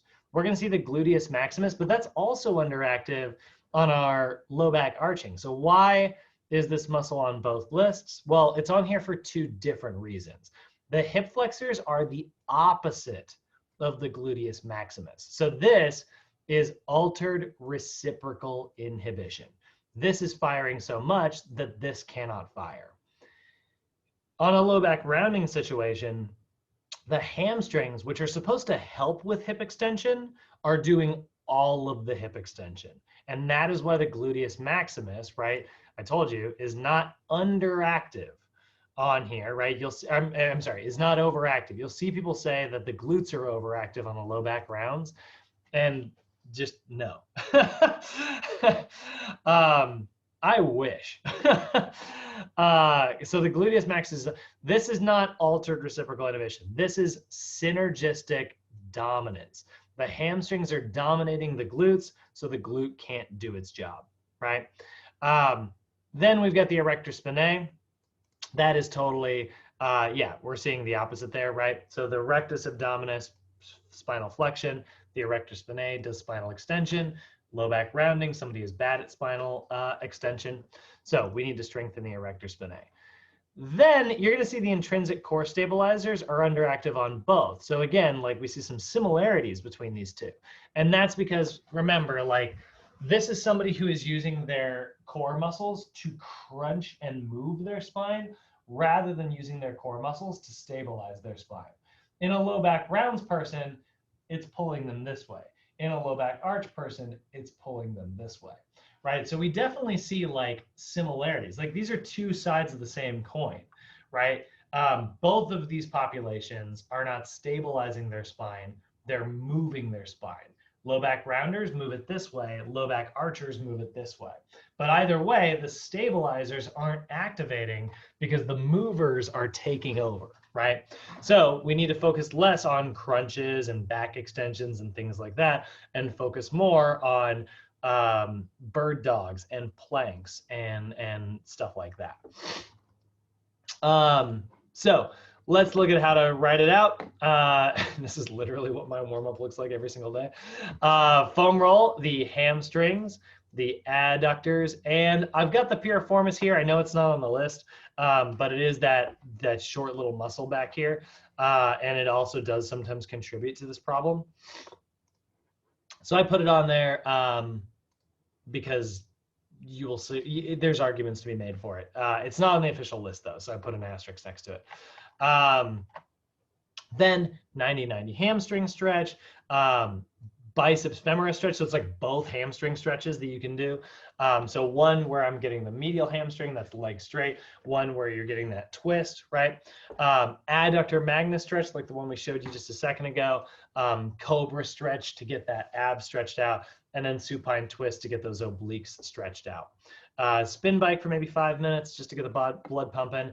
And then it's going to be a lot of core stabilization and erector spinae work. So the isoprone cobra, right? Cobra-ing is going to be very, very helpful there. The quadruped opposite arm, opposite leg raise, that's the bird dog, right? And then single arm, single leg motion. That's that weird one we were looking at yesterday, where you balance on one leg, right? And then you reach up like so, leg goes back. It's like a standing bird dog, right? Single leg, opposite arm, opposite leg motion, and then box jump to stabilization, just because that's always the classic example there.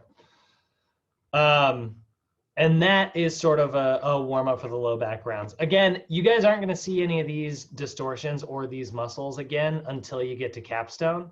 But since this is the assessment class, I wanted to sort of like give you a preview of the sort of altered distortions that are not in your standard textbook. How you guys feeling about that? Any questions on any three of those? Let's see here. Nope. All right. So the last thing I want to do today, that's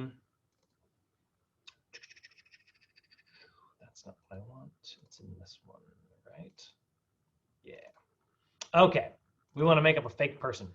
And we're going to write a whole program for them using this fake person. We're going to move through it pretty quick here. So this is going to be a class example, right? Our client's name we'll say is Bob Smith.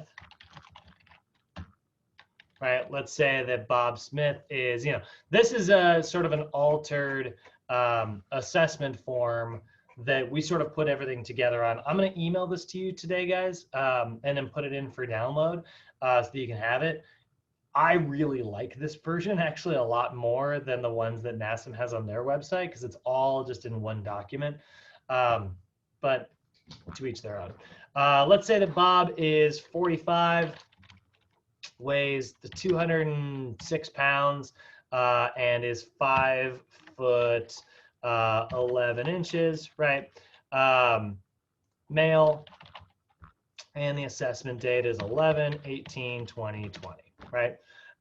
Bob's goals are to lose, let's see here, let's say lose body fat and get hypertension under control. So Bob's got a little bit of like a high blood pressure problem. Not too crazy, right? His doctor just warned him about it. He doesn't have hypertension. Actually, I shouldn't say hypertension. We'll say get blood pressure. We'll say he's like pre-hypertensive, right? Now, Bob's resting heart rate. Bob has never really exercised all that much before. And so his resting heart rate we're going to see is fairly elevated here. We're going to say that's around, we'll say like 78 beats per minute, right? It's not super crazy high. It's actually somewhat within normal ranges, but it's not exactly like low either. It's high for some men, right?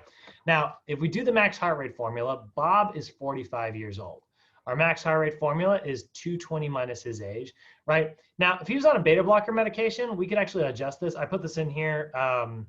This is actually not something that's in your books or anything, but if they're on a beta blocker, you'll actually use this kind of separate formula here, just because that lowers their heart rate so much. But Bob's not on that, so just go ahead and disregard this here. So we're just going to go 220 minus, what do we say, is 45?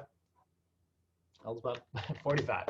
So that means that his max heart rate is 175 beats, right?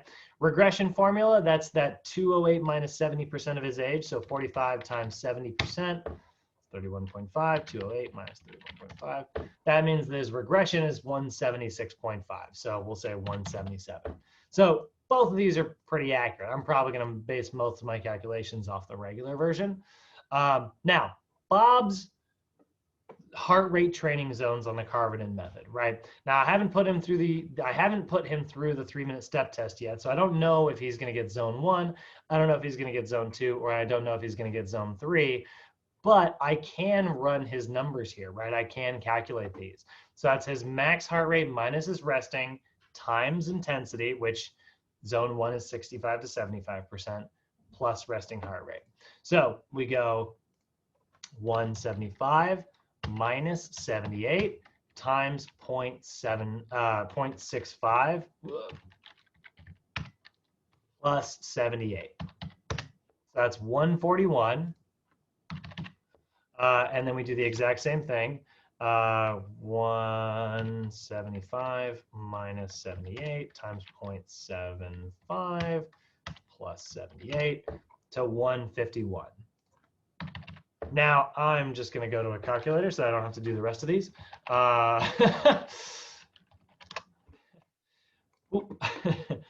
That'll make this math much faster. 45 years old, resting heart rate of 78. Calculate, scrolling down. 152 to 160 to 161 to 170. And that is much faster. So now I know what my training zones are if, Bob ends up using these training zones. But let's find out what happens when we get to his 3-minute steps, his squat, right? We took his blood pressure. It was optional, but we took it. We came up with 125/85. So again, pre-hypertensive, right? Not necessarily, outside of like majorly normal ranges or anything like that. His BMI score is his weight in kilograms divided by his height in meters squared. So I don't actually have that information.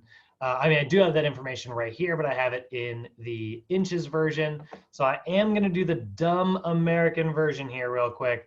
Remember, guys, everybody in the call right now, burn this into your brain. It is your weight in kilograms divided by your height in meters squared. I'm going to do the dumb American one, which is going to be his weight in pounds, so 206 divided by, what is that, 61 inches? 61 times 61, 3721.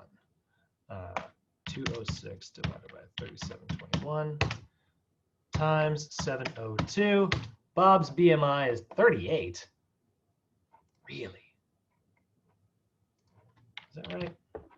Hold on. Did I do my math wrong here? BMI calculator.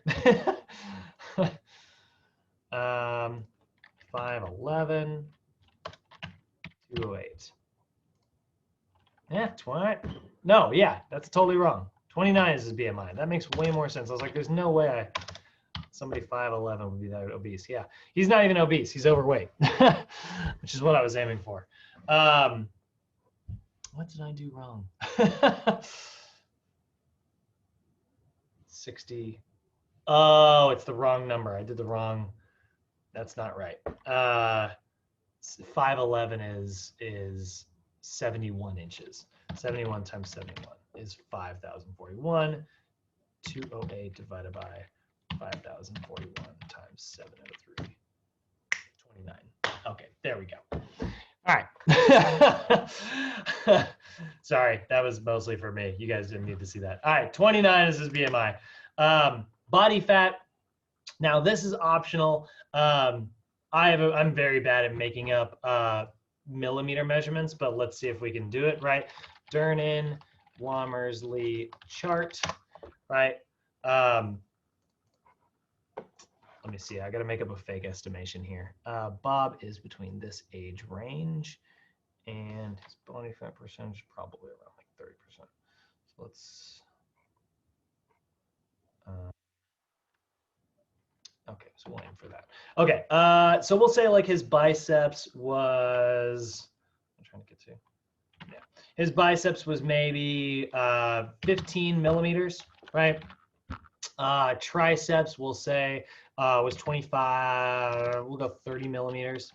Subscapular, we'll also go with 30 millimeters. And then his iliac crest will go with 17 millimeters, right? So the sum of all these folds, right, if we look at this body fat, right, we would just add them all up. So that's 15 plus 30 plus 30 plus 17. That's a total of 92. Right, so then Bob is 45 years old. So we're going to look on this chart right here. This is the male chart. Here's the female chart. And so 92 folds. That's somewhere right between these two. That means he's got a body fat percentage of somewhere between 33 and 33.7%. Right. So he's got a body fat percentage of about, I don't know, 33.2%. Which is a little higher than I would have liked, actually, for somebody who's only in the overweight category, but hey, we're moving past it. Okay, circumference measurements, that's also one that I'm really bad at faking. So we're just gonna skip this one because that's so freaking hard to do. All right, let's go ahead and take a look at what Bob's overhead squat. I'll let you guys weigh in on this. What do we see in Bob? What's his movement compensations, guys? What do we see? He did the overhead squat. What did we find?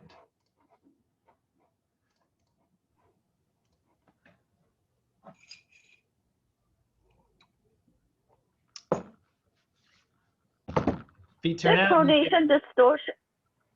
Pronation distortion? Yeah. Okay, so we'll go feet turn out and we'll go knees cave in, right?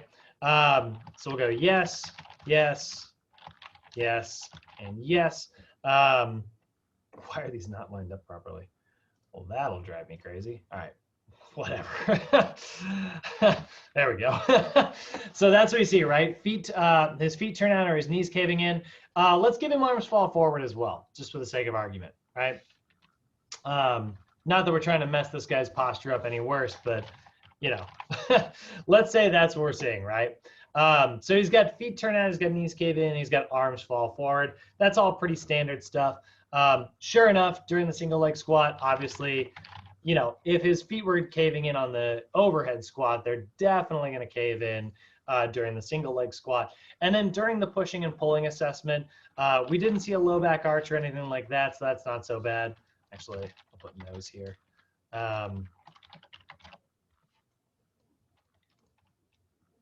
Brad, I see you got left and right. Wouldn't? Yeah, that's just the way this chart is. I mean, honestly, it would look more like this. That's a more accurate representation. It's just, this is like a modified version of the one we got from NASM back in the day. And they used to do that. For the most part, it would be on both sides of the body, right? Yeah, I mean, it is possible to arch on one side and not the other. That's what was happening to me when my pelvis was all screwed up, right? It is possible to have an anterior tilt on one side and not the other, but you don't really look for that in the overhead squat. You'll look for that in like a single leg squat. And what you'll see is when they do the single leg squat, and this is in the CES textbook, you will see a hip drop and then you'll see a hip hike. So when you're doing it, you'll go left, hip hike, right, hip drop. And that indicates the rotary movement. Does that make sense? Yeah, but I was also like trying to imply like the feet and the knees and the shoulder complex and everything else. Oh, yeah, it's not always, like if I had, like, let's say somebody was, oh, actually, yeah, arms fall forward. Yeah, no, it can happen in both arms. If I had a client whose right foot turns out, but their left foot stays neutral, right? Hope we lost Irene.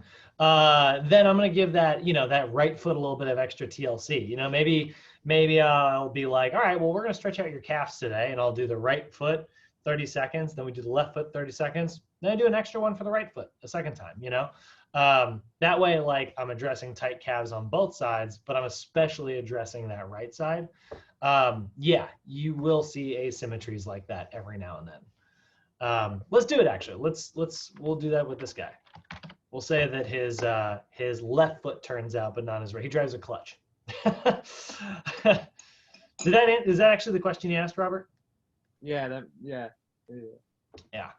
So there we go. We'll say that this guy, we'll say this guy drives a stick, and so he's got that going on. Nicholas, do you have a question? I see the unmute. All right. So then pushing and pulling, we don't see, we'll say we do see shoulders elevating, and we do see a forward head posture as well. So now we've got a pretty good list here, right? There's a lot of overactive, underactive muscles, right? This he's not a mess, but he's not exactly doing great either, right? He's got his feet turning out mostly on the left side. He's got both knees kind of caving in. Obviously that's happening both here and here. And then we got elevated shoulder. We got an arms falling forward situation. We got shoulders elevating, right? So then we're going to move down and we're going to look at how he did on the 3-minute step test, right? If we pull up the YMCA 3-minute step test chart, right? And we look to see how well our clients do. We're going to look at the male chart here, right? So actually, here's both of them. Again, he's between 36 and 45. We had him do the 3-minute step test.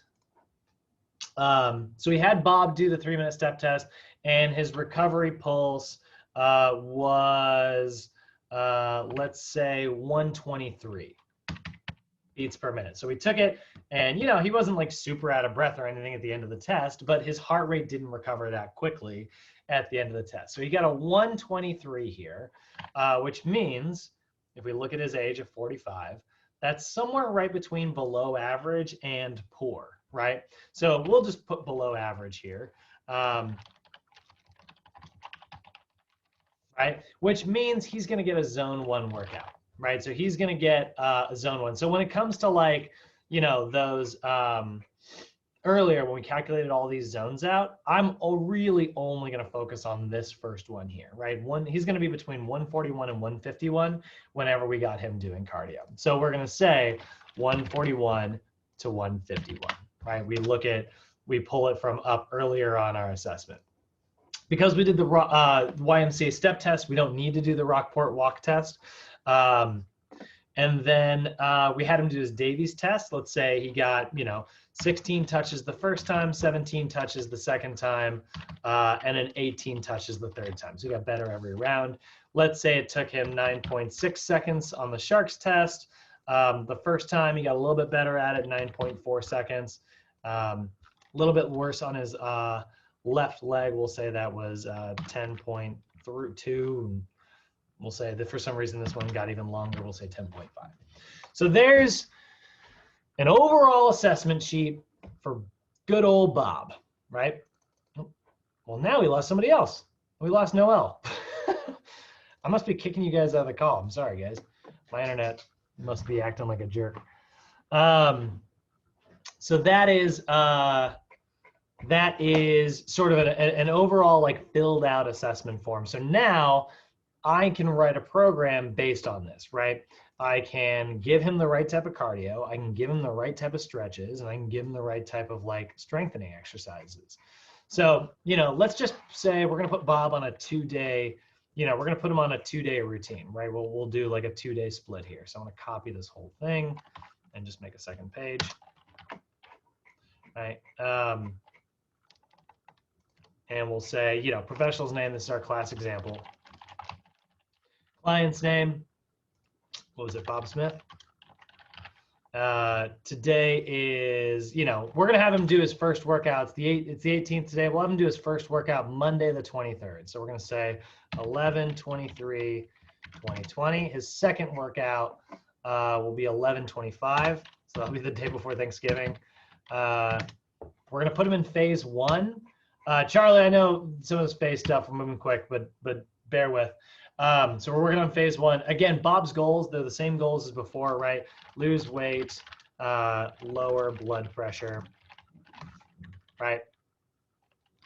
So no surprise there. And now,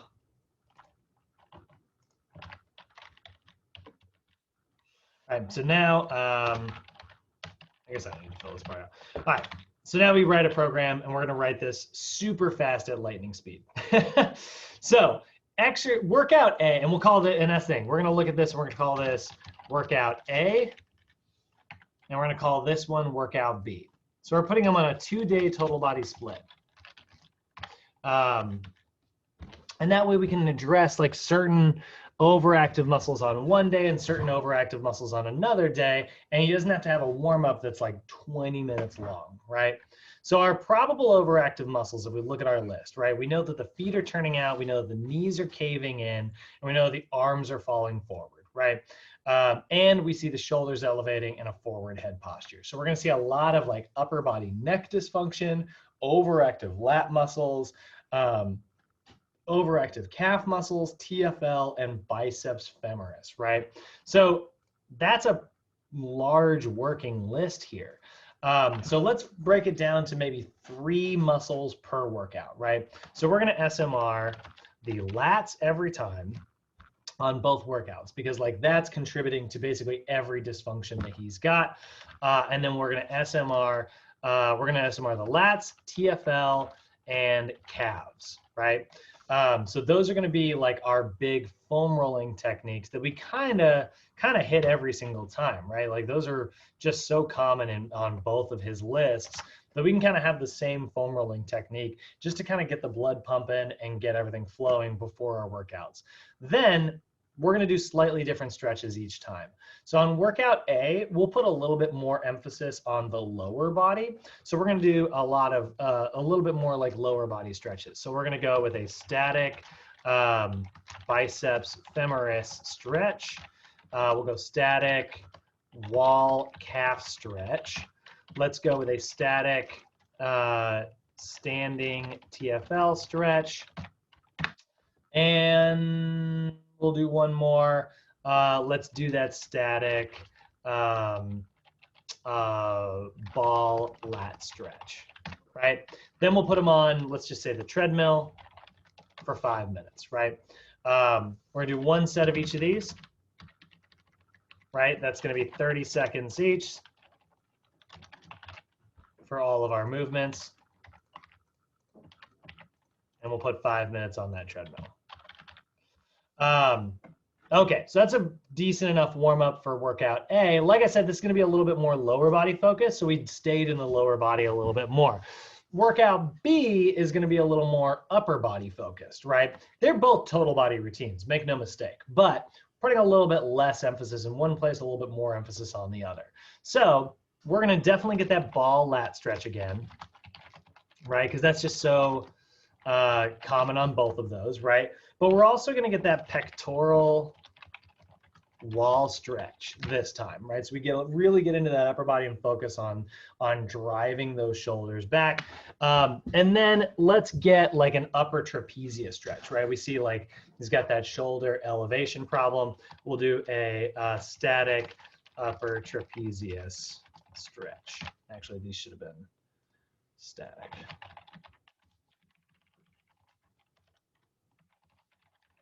Right? But we do also want to get a little bit into that lower body, and we know that the calves are always a problem here, so we're going to do that standing static static wall calf stretch, right? And again, treadmill, right? Just because it's easy. 30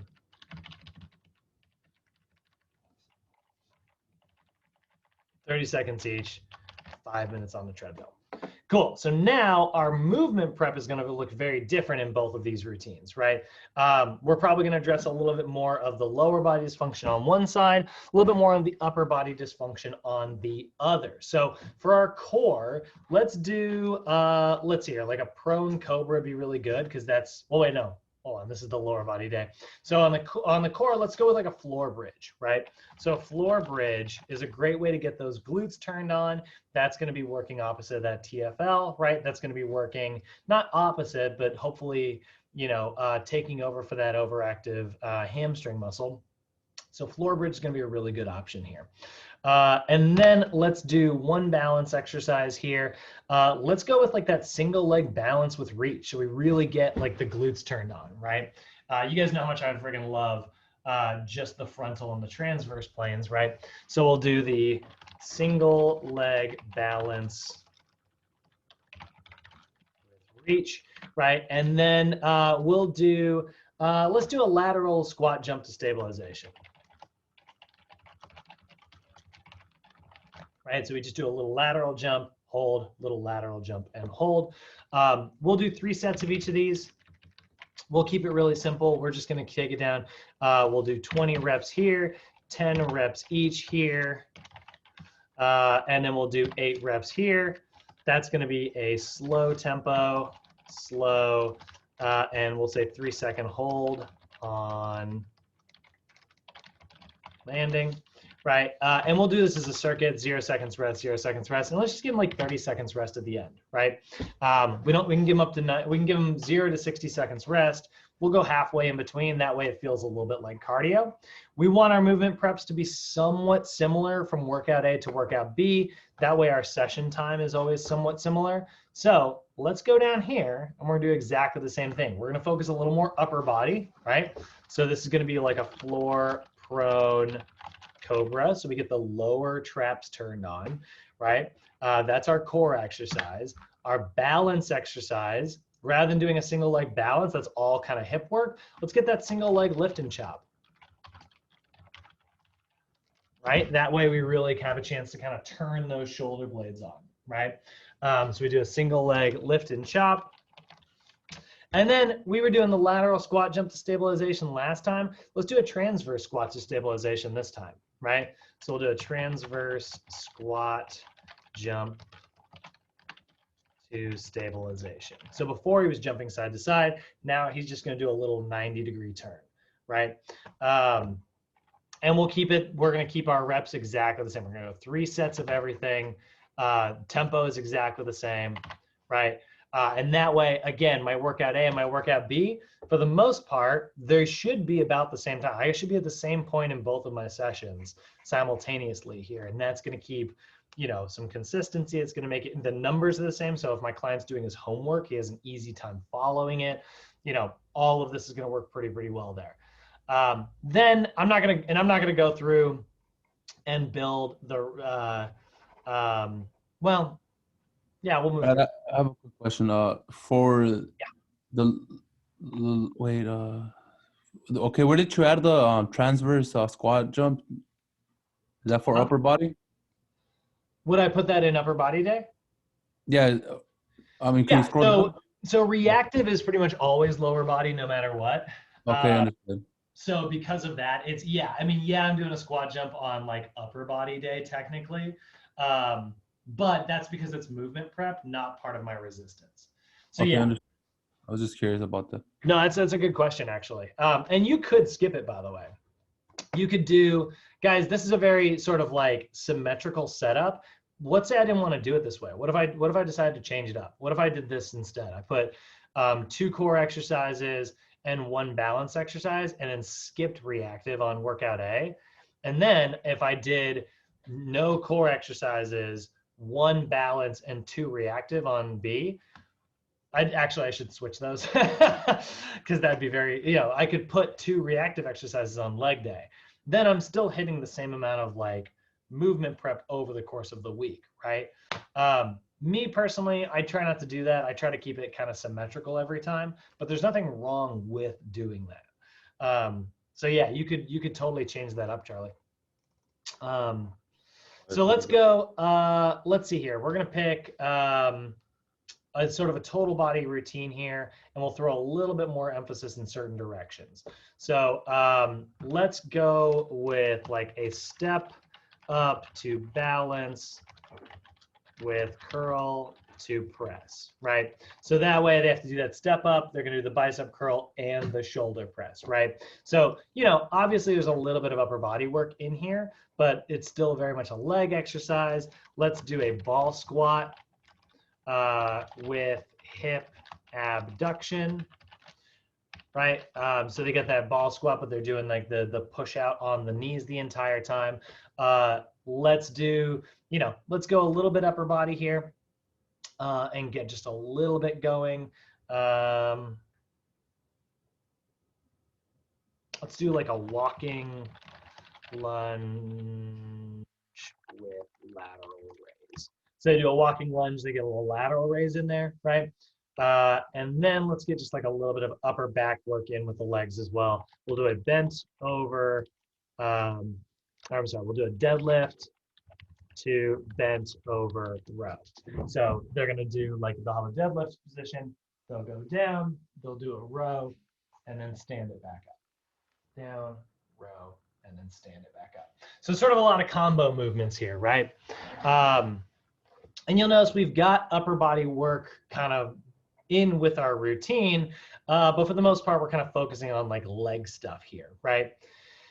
Upper body day, we'll sort of do the exact opposite. We'll focus a little bit more upper body and sort of leave the legs a little bit more alone, right? So we'll go with maybe like a stability ball chest press. Right, so they get a little like glute stabilization in there, gonna hold themselves up into that position as they're doing the press on the stability ball there. Let's do like a, I don't know, seated stability ball cable curl row, right? So they'll sit on the stability ball and do like a row, right? So now they're getting like front and back. Let's do a single leg dumbbell shoulder press. Right, so they're standing on one leg as they're kind of pressing up with the shoulders there. And then, I don't know, let's get like a pull down move. Let's do like a kneeling, yeah, we'll do like a kneeling lat pull down. I like the lat pull down machine, but it's not exactly a stabilization exercise. So one of the things you can do is you can just kind of like, and it's not in your book right now, but you can just kind of go into a kneeling position next to that bench, and then you're here. And now suddenly with this like kneeling, you're getting a pull down, but like you're unstable because you're on the ground there. That's one of my favorite ways to take sort of a very traditional movement and sort of turn it into a stabilization movement. And so like, and the same thing is kind of true of all this stuff. So now we've got like a lot of compound work, you know, we're getting a little bit of leg stuff in there just because our body kind of has to stabilize. But for the most part, this is very much a traditional, you know, upper body day, right? And we pick like 4 movements in there. That's probably going to be enough with this whole thing. And this is going to be a good sort of break-in routine for our client. Let's focus on doing maybe 3 sets of everything, and we'll do 15 reps here, right? This will be 8 each. Actually, and so is this, 8 each. Right. Tempo is slow for all of them. And let's give our clients 60 seconds of rest.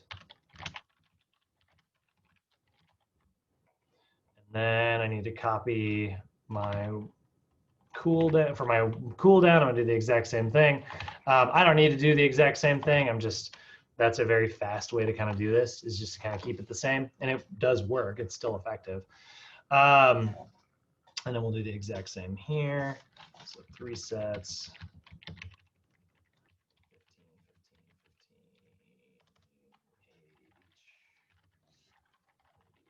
15, tempo slow. 60 seconds rest.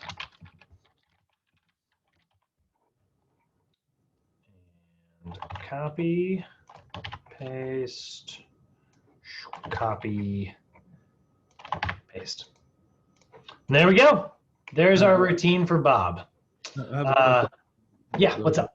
workout. So I know you said it's 3 sets per, but you want them to complete the 3 sets before they move on to each workout? Or Yeah, so we could do straight sets, or we could do like what's called vertical loading. If I really wanted this to be like a super cardio routine, I could do this and turn it into circuit training, right? I could just take out some of these spaces here and then be like, boop, oops. And then suddenly it's a circuit. Or I could do vertical loading, which means that you would do this one for set 1, then you rest 60 seconds, do this one for set 1, 60 seconds, that one, then go all the way back to the top. Both of those are really good. We've got sort of a traditional, we're just gonna go with sort of a traditional horizontal load here, which is just do set 1, rest, do set 2, rest, do set 3, rest, move on to exercise 2, set 1, set 2.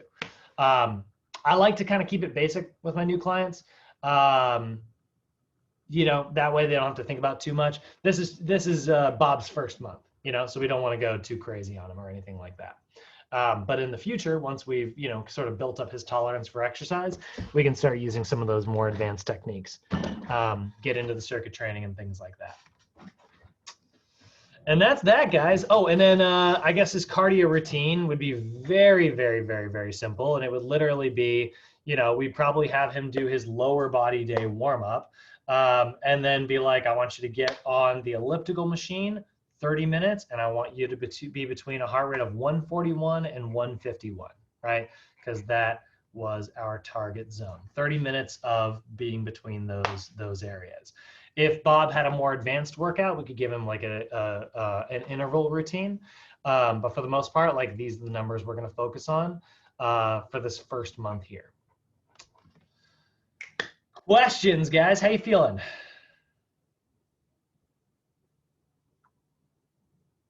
There's always a lot to remember whenever you're writing out a program, at least to me. Yeah, I mean, we moved pretty quick through it. I'm gonna save this. I'm gonna save this and send this out later today. But do you see like why we picked like what stretches we picked? I mean, part of this is just me, you know, I didn't have to do a workout A, workout B situation. I could have made his warm up just a little bit longer and thrown his whole body in there, and then just done a total body routine 3 days a week, you know? That is just like a little bit of a creativity thing. You know, that's going to come down to what you choose, but you just want to make sure that you're addressing these overactive and underactive muscles, right? And notice how I didn't do very much for his deep cervical flexors. I probably got to make sure that, you know, coaching tip wise on the floor bridge, like keep chin tucked, right? That's going to be really important for the deep cervical flexors. I didn't address stretching his levator scapulae, but that would be one of them, you know? There's no reason I couldn't supplement this program with like a little bit of homework for him, where it's like, all right, Bob, a couple times a day, I want you to get up from your desk and I want you to do, you know, those stretches that are going to kind of loosen up your neck there. I didn't necessarily address every single solitary muscle on the list, you know. Maybe I'm addressing half the muscles this month and I'll get a few more of them next month, you know. But this definitely is a program based on a very specific, you know, fake person. And that's really what your goal is. But yeah, guys, that's it. You guys are assessed. Tomorrow we'll kind of, we're going to kind of get together and sort of work through some of these assessments in a row. So I'd really like to make sure we get some numbers out there and get you guys a chance to kind of pair off with each other and sort of practice your overhead squat and practice your own, you know, pushing and pulling and things like that. But, oh, question, Irene? What's up? No, not question, but I have a whole different definition for SMR. It's like so much resources from you that I get. I'm just striving to become, you know, as far as writing program designs, it's like you're such a pro at this. Like you can have somebody just do the PAR-Q questionnaire and gather all the data and you just write the program like that in a snap, Brad. Well, it's a lot easier when you're making it up. Yeah, baby steps, right? Yeah, it's a lot easier when you're making a fake person. But this is also going to come up, like you guys are going to get a lot of practice with this in capstone. Like Mo's going to drill you on this stuff over and over and over again. So, you know, Cool. yeah, you're going to get a lot of practice building programs in no time. I'm up for the challenge. You know, in Mo's class, do they meet up more often than we do? No, Oh, they don't. unfortunately. Most classes a little, from what I've heard, his is a little more like he does a lot of pre-record stuff. It's a little more autopilot than mine, where you're kind of taking, you're kind of taking your own course of things. Because it is like the sort of practical side of things. So it's like, real world, you gotta motivate and stuff. I actually haven't seen too much of what his class looks like anymore. I need to have a day where I'm not like teaching class myself, and then I can just like sit on his class and see what it's like. Because people always ask, they're like, what does his day to day look like? And I'm not 100% sure. But that is it, guys. I'm gonna go ahead and kill the recording here and see everybody tomorrow in person.